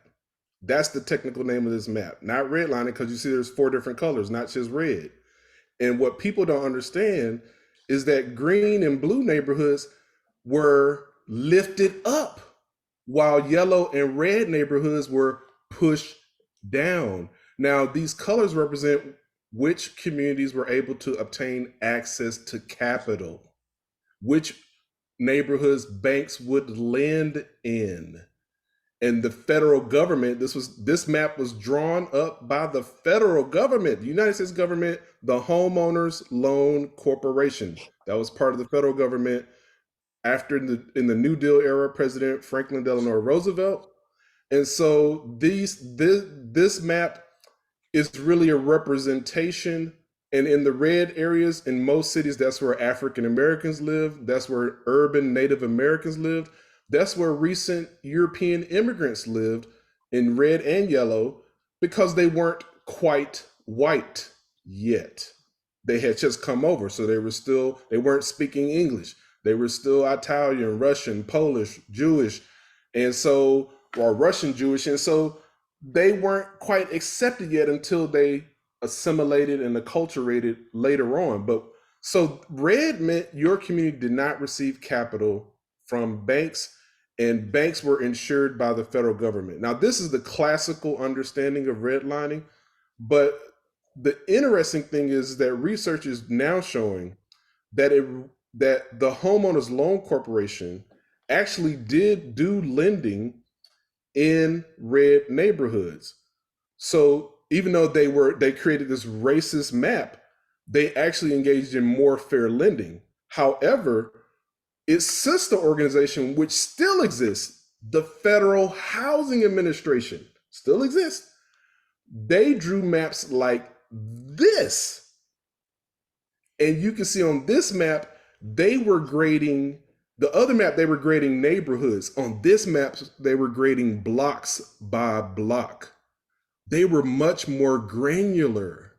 Right here, you can see, if I zoom in, Federal Housing Administration, 1936, and then the block data, and then percent of total number of neighborhoods of race other than white. So they're tracking race on a block by block level. This is the city of Canton, Ohio, and they're using maps like these to determine which block could receive capital from banks. And research is showing that they did not lend in those black blocks, black communities. So redlining. So we see these racist maps that 2 federal agencies were drawing, tracking race, tracking Negroes. I call it a Negro tracking system. And this is why I say it was a war against black neighborhoods. It's a war we don't even understand. Real estate, it's housing, it's neighborhoods, it's assessment, tax assessment. Did y'all see that story of 2 black Johns Hopkins professors that tried to refinance their home in not Laurelville, Guilford, Homeland, in the Homeland community in Baltimore, and they were denied refinancing their home. so they couldn't get a lower interest rate, make a lower payment, which means they have more money in their pocket. Now, if that can happen to 2 Black Johns Hopkins professors, then what do you think is happening to Ray Ray and John and Shaniqua on the block? So this is what I'm talking about. It's not just redlining was way back then, it was, but it's also happening now. It's still going on. Redlining ain't never stopped. Redlining, subpriming, marginalizing, demonizing. That's what we're talking about. So that's redlining in a nutshell. That was some nutshell. So, just so you know, and again, I know you are doing your thing. People have said that stuff has happened to me. Somebody said it can't be real today. It's real. So let's not sleep about where we are and where we find ourselves. And so I really appreciate the engagement in the chat about where people find themselves and how this is, again, demoralizing and dehumanizing, all of that. And so one of the things you note in your book, you talk about how the phrase racial equity has become the new sexy phrase. You didn't say sexy, I said it, right? So that part is my words, but you talk about it being a popular nonprofit and government catchphrase that people discuss, but they do not implement nor do they enforce it. And then you go on to say, you funny, Dr. Brown, you go on to talk about counterfeit racial equity. And then, so I just want to say, I see you have no shame in calling people out, right? And I think that's why we get along with you, right? Because neither do we. But what does that really mean? And then you tie that to the Great Rebellion. And, again, folk have not had the benefit of chewing this book up. Talk to us a little bit about that. Well, counterfeit racial equity became very popular around the time Black Lives Matter took off. And so it's a term, and often is loosey-goosey for people. People don't really have, again, it's something that people want to talk about. I get invited to a lot of talks. I'm responding to email today. Can you come talk to our DEI group? And I'm tired of talking. I'm tired of talking about equity, because you don't talk about equity if you want to make it a reality. You have to do equity to make it a reality. You actually have to allocate resources to those red line communities. That's equity. Or another solution I have in my book, I call it Black neighborhood reparations.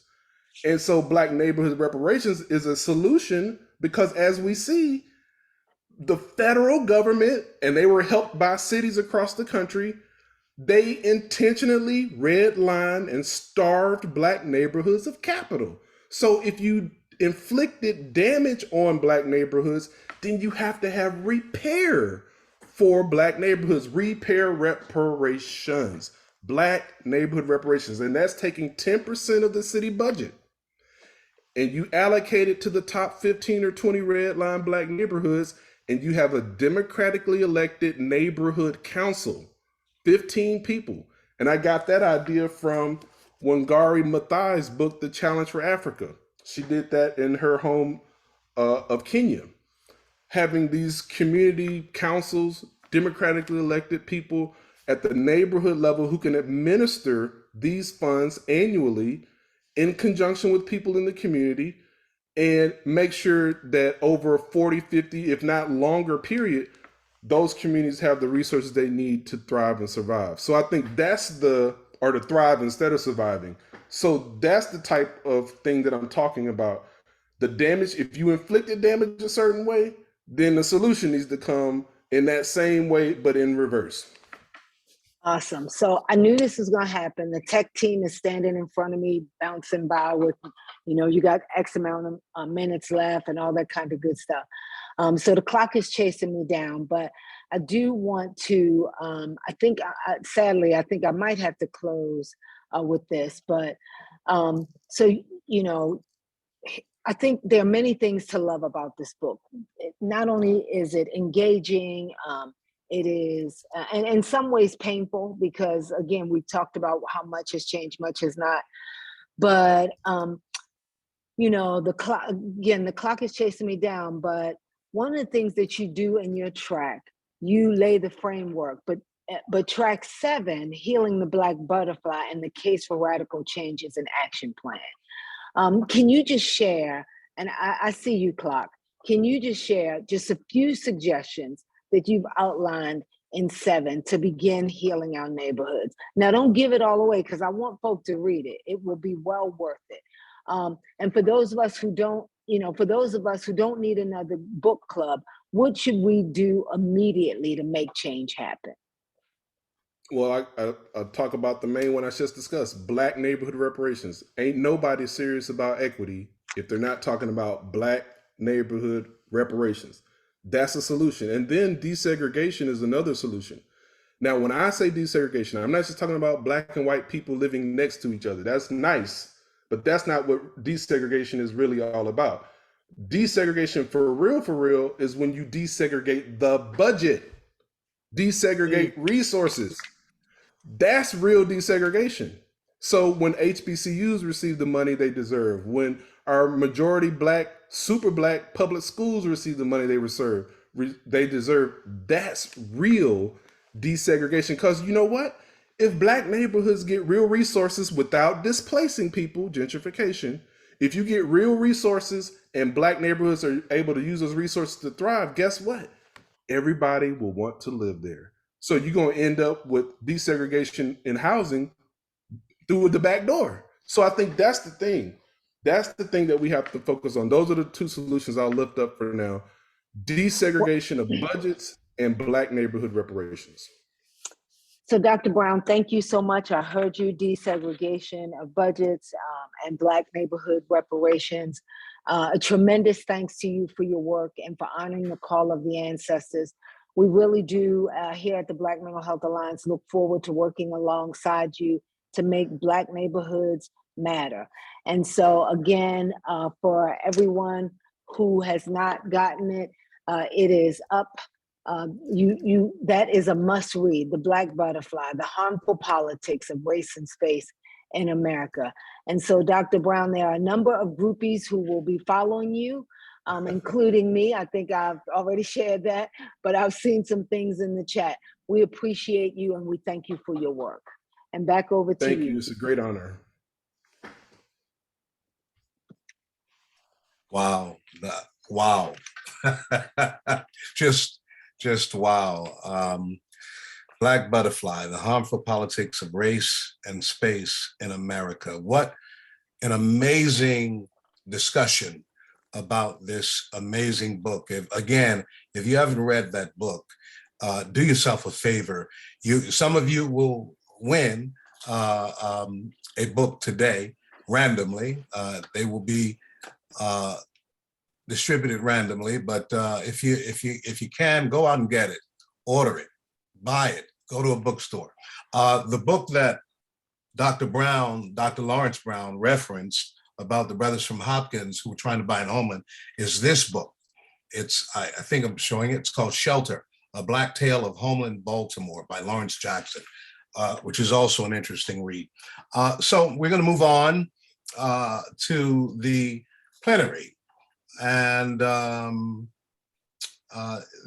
we also, I just saw that lovely face of retired Senator Shirley Nathan Pulliam, who has shaped in so many ways this conversation and has done so much in the way of mental health with respect to Black people. So we absolutely, and in the work of Black Mental Health Alliance, period. We just owe her a great debt of gratitude. So, Dr. Pulliam, we give you virtual applause. And, for those who don't know, applause originally started as hugs. So we give you a virtual hug and thank you so much for all that you have done for us and for this profession of mental health in general. So I just wanted to do that very quickly. We're going to move on to the plenary. Before we do, I want to share, if you all will indulge me, and then I'll introduce the rest of the presenters. But I want to just share a quick poem. Dr. Lawrence Brown used the word demonize. This poem sort of addresses that, and thank you everybody who is participating in this forum today. The scene, inner city, anywhere, USA, just another damn day. The shot, a still shot by a beat cop, another black body dropped, pop, pop, pop, frame it in a cotton colored chalk line, rotate, roll sound. Now watch this thing go down. Action. Cue the soundtrack, son, to another fatal attraction. Here we go. Act like you know. This is the all-American reality show in a vicious voyeur video. The USA in the afterglow. Peace and justice is on death row. Here, Riller, in a police report. Say he fled, that's why he's dead. Better yet, his head. Cue the dominant gaze. Now don't you worry, Blue. You know how we do. Stick to the script. Forget what's true.